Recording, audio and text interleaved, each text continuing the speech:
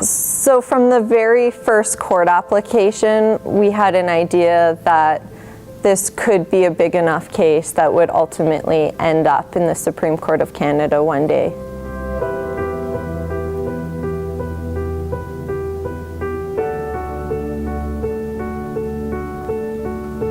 I've been with the AER for approximately 7 years, assisting on hearings, applications, acting as counsel on litigation at all 3 levels of the court, so Court of Queen's Bench, Court of Appeal, and more recently the Supreme Court of Canada. The Redwater file started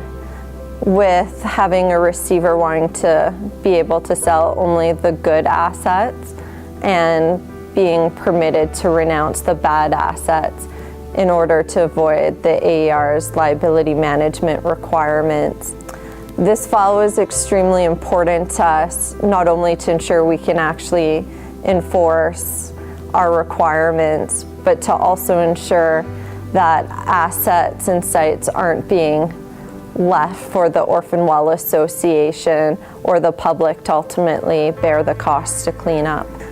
It should matter because this file goes to the core of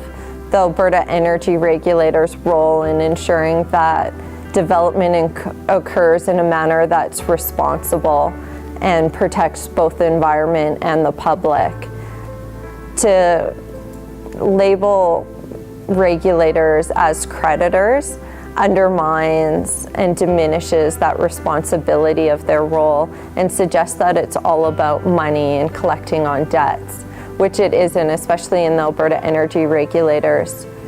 circumstances where we're so focused on protecting public safety and the environment given the hazards that can be associated with energy development. Personally, for me, having a young daughter and being a second-generation Calgarian, let alone Albertan, this matters not only for this generation, but future generations to ensure that the public doesn't end up bearing the cost to clean up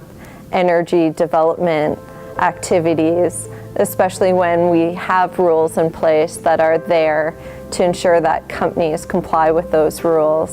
which again, as a lawyer, it's a foundational principle that people must comply with the laws.